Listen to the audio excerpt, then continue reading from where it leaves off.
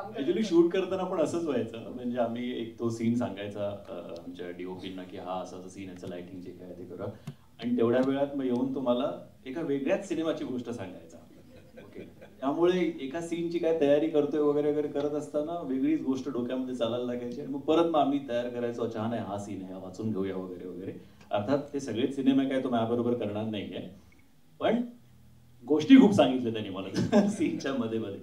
पण मला महेशदा म्हणालो त्याप्रमाणे की येस तेव्हा टेक्निकली पहिलं माझं व्यावसायिक नाटक टूर टूर केदार बरोबरचं. आमचे खूप कमी प्रयोग झाले. पण त्यावेळेला ऑल द बेस्ट एक असं नाटक होतं की म्हणजे वॉव!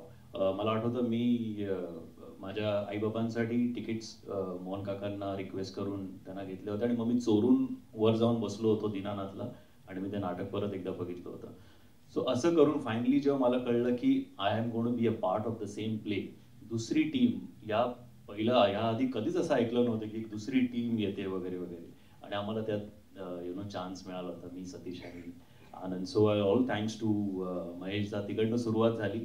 मग निदानमध्ये आम्ही सगळ्यांनी छोटे छोटे रोल केले. पण त्यानंतर full fledged cinema, you know, I have been waiting for the longest time to do a film with महेशदा. फायनली ते आता यावर्षी स्वप्न खरं झालं जेव्हा आम्ही ही अनोखी गाठ हा सिनेमा केला. सो महेशदाबरोबर म्हणजे माझ्या जनरेशनच्या प्रत्येकालाच यु नो आणि आत्ताच्या यंग जनरेशनला सुद्धा असं वाटतं की महेशदा बरोबर आपण एक फिल्म करावी. त्याचं कारण असं की तो मी काल पण एका इंटरव्ह्यूमध्ये बोललो की त्याला जेव्हा ती गोष्ट भेटते आणि त्यांनी खूप सिनेमे केले. पण ती गोष्ट जेव्हा त्याला भेटते आणि त्याला वाटतं की नाही, मला ही गोष्ट आता सांगायची माझ्या पद्धतीने. तेव्हा तो ज्याच्यामध्ये जे काय जीव ओतून करतो, तर तो त्यातला हा एक सिनेमा आहे आणि आय एम व्हेरी फॉर्च्युनेट की आय गॉट एन अपॉर्च्युनिटी त्याच्याबरोबर काम करायची अशा सिनेमामध्ये आणि सुहासताई, ऑब्व्हियसली शरद, गौरी, ऋषी, एव्हरीवन, दीप्ती आणि झी स्टुडिओजचं बॅकिंग. आज you know who doesn't want a great release की जेव्हा झी स्टुडिओचं नाव लागतं आणि फिल्म रिलीज होते तेव्हा त्याला एक ऑटोमॅटिक एक दर्जा येतो, एक क्रेडिबिलिटी येते आणि त्यांचा पास्ट रेकॉर्ड पाहता ऑब्व्हियसली ऑडियन्सला माहिती आहे, अच्छा झी स्टुडिओज एक सिनेमा घेऊन येते, महेश मांजरेकर दिग्दर्शित, म्हणजे काहीतरी चांगलं असेल त्याच्यामध्ये. So I think all of us are banking heavily on that wave.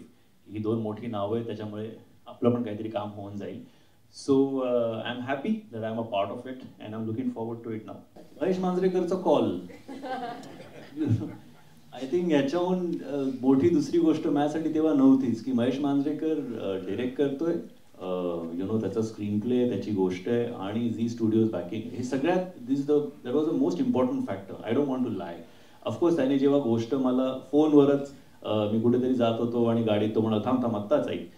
So मी थांबून ती अख्खी गोष्ट ऐकली आणि ऐकता क्षणी मला असं वाटलं, असं तो म्हणाला त्याप्रमाणे की काही त्याच्यामध्ये काही हरवलेल्या गोष्टी यात म्हणजे परत आम्ही दाखवायचा किंवा आणायचा प्रयत्न केला.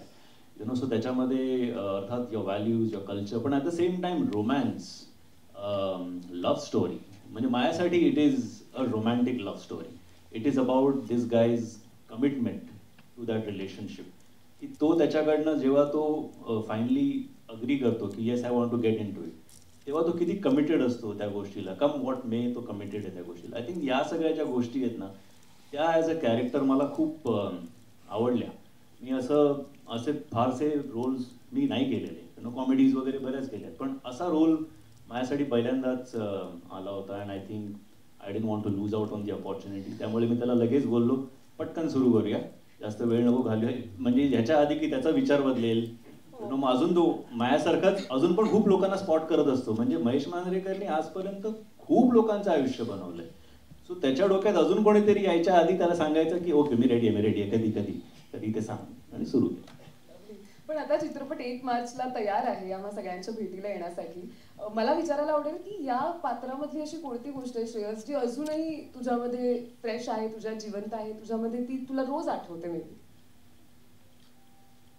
मला वाटतं यु नो त्याचा साधेपणा is what really comes out across.